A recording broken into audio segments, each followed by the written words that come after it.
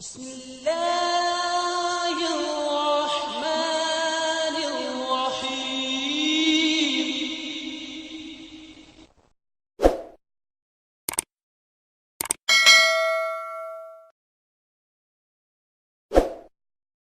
جزا اب ہم پروگرام کو آگے بڑھاتے ہیں اور محترم مولانا منیر احمد صاحب خادم سے میرا یہ سوال ہے کہ انبیاء کرام کی جو زندگی ہوتی ہے اور ان کا جو وجود ہے اس کو ہم ہستی باری تعالیٰ کی ایک دلیل کے طور پر پیش کرتے ہیں، کیونکہ ان کی زندگی نہایت ہی اعلیٰ اور پاک ہوتی ہے اور خدا تعالیٰ کے نشانات ان کی زندگی کے مختلف مراحل میں ظاہر ہوتے ہیں جو دوسروں کو اللہ تعالیٰ پر ایمان کی طرف ترغیب دلاتے ہیں۔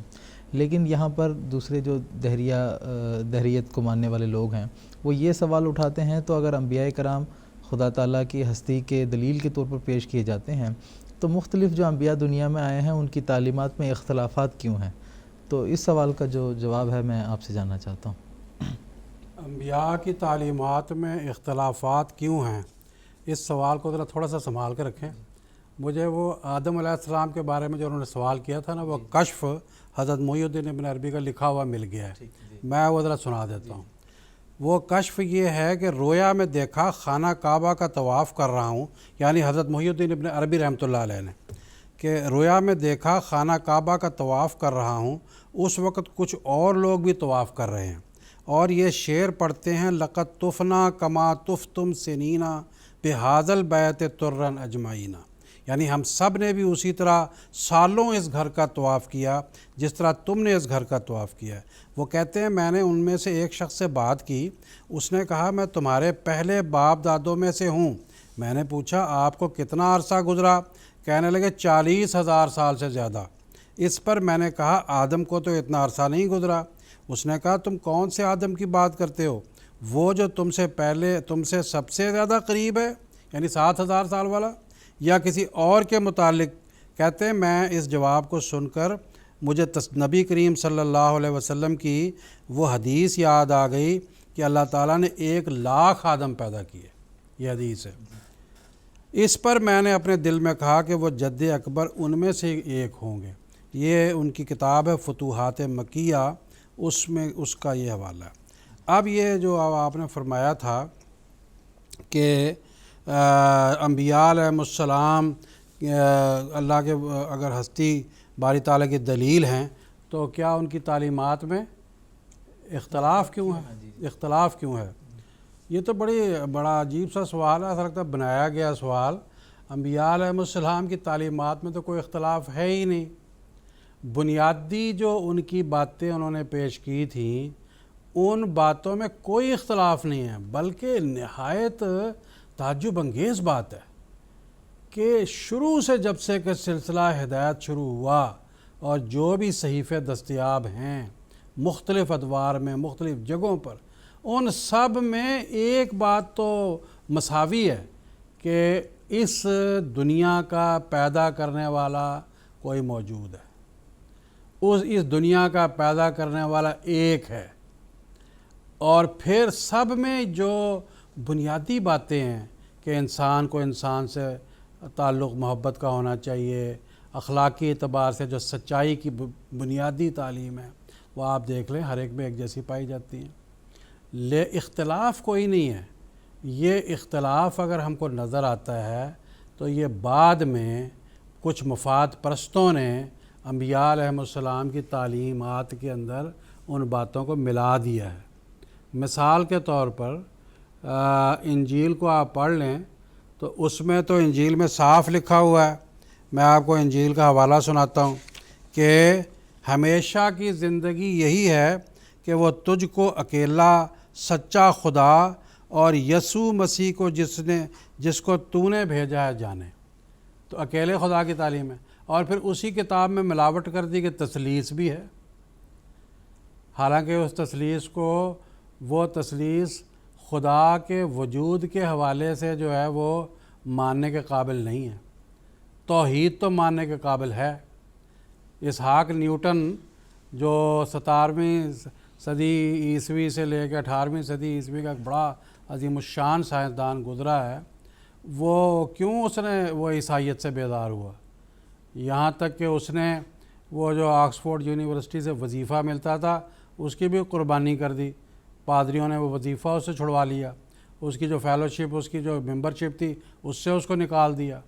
اس نے کہا ٹھیک ہے نکال دو بے شک، لیکن تثلیث کو نہیں میں مانتا، توحید کو مانتا ہوں۔ تو انبیاء علیہم السلام کی جو تعلیم ہے اس میں اختلاف ہوئی، تعلیم ایک ہی ہے۔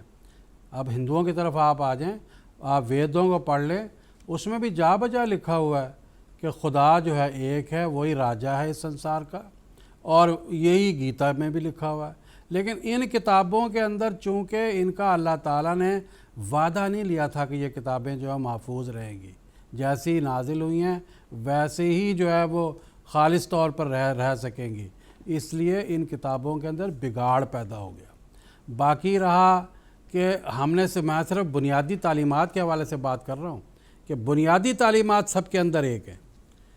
اب قرآن مجید جو خدا تعالیٰ کی دائمی اور آخری شریعت ہے، اس قرآن مجید کے حوالے سے اللہ تعالیٰ نے یہ وعدہ فرمایا تھا کہ یہ قرآن مجید کی جو تعلیم ہے یہ تا قیامت رہے گی اور محفوظ رہے گی، اور یہ مکمل تعلیم ہے۔ اب اس تعلیم میں آپ دیکھ لیں 1400 سال کے عرصے کے اندر جو بھی یہ قرآن مجید آج سے 1400 سال پہلے تھا وہی آج بھی موجود ہے، اس میں کسی قسم کی کمی بیشی ہے ہی نہیں، اور وہی تعلیمات موجود ہیں۔ اور آج ہم یہی بات جو ہے وہ کہہ سکتے ہیں کہ جو تعلیمات قرآن مجید کے اندر ہیں اور قرآن مجید سے پہلے صحائف کے اندر جو باتیں پائی جاتی ہیں وہ دراصل خدائی تعلیمات ہیں۔ ان کے علاوہ اگر کوئی ایسی تعلیم آ گئی ہے جو کہ قرآن مجید کی تعلیم سے مطابق نہیں ہے تو وہ یقیناً خدا تعالیٰ کی طرف سے نہیں ہے، وہ بات کی ملاوٹ ہے۔ تو یہ انبیاء علیہ السلام کی جو تعلیمات ہیں ان کے اندر کوئی بھی اختلاف نہیں ہے، اور حضرت اقدس مسیح موعود علیہ الصلوۃ والسلام نے اس کی وجہ بتائی ہے۔ میں آپ کو وجہ 2-4 لائنوں یہ پڑھ کر میں سنا دیتا ہوں۔ حضور نے فرمایا لیکچر سیالکوٹ میں جو بعنوان اسلام سن 1905 میں آپ نے یہ لیکچر سیالکوٹ میں دیا تھا۔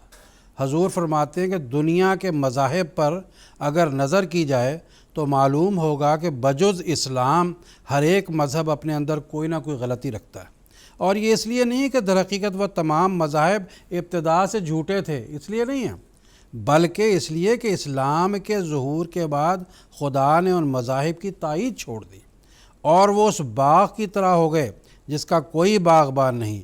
مگر خدا نے اسلام کے ساتھ ایسا نہیں کیا، اور چونکہ وہ چاہتا تھا کہ یہ باغ ہمیشہ سرسبز رہے، اس لیے اس نے ہر صدی کے سر پر اس باغ کی نئے سرے سے آب پاشی کی۔ مگر دوسرے دینوں کو ہمارے نبی صلی اللہ علیہ وسلم کے بعد یہ تجدید کبھی نصیب نہیں ہوئی۔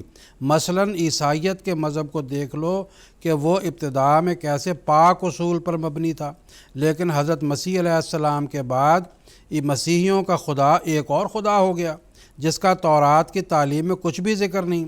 یہ بات بھی ثابت شدہ ہے کہ اسلام کے ظہور سے قبل ہندو مذہب بھی بگڑ چکا تھا، اور تمام ہندوستان میں عام طور پر بت پرستی رائج ہو گئی تھی۔ غرض یہ تمام بگاڑ کہ ان مذاہب میں پیدا ہو گئے جن میں سے بعض ذکر کے بھی قابل نہیں، یہ تمام علامتیں ضرورت اسلام کے لیے تھیں۔ پس ہمارے نبی صلی اللہ علیہ وسلم اظہار سچائی کے لیے ایک مجدد اعظم تھے۔ تو یہ دراصل خلاصہ یہی اس بات کا کہ جو یہ بات بیان کی گئی کہ انبیاء علیہ السلام کی تعلیمات میں اختلاف کیوں ہے، اختلاف کوئی نہیں ہے۔ بنیادی تعلیمات جو توحید سے متعلق ہیں، جو انسانوں کی خدمت سے متعلق ہیں، جو اخلاقیات سے متعلق ہیں، شروع زمانے سے لے کے آپ صحائف پڑھتے چلے جائیں، ساری ایک جیسی ہیں۔ اور اگر اختلاف پیدا ہوا ہے تو وہ لوگوں کی ملاوٹ کی وجہ سے ہوا ہے، اس لیے کہ خدا نے ان مذاہب کی تائید چھوڑ دی، کیونکہ ایک مذہب جو خاتم النبیین صلی اللہ علیہ وسلم پر تا قیامت خدا نے نازل کرنا تھا، اس کی حفاظت اللہ نے کی اور اس کو دنیا میں نازل فرما دیا تھا۔ جزاکم اللہ تعالیٰ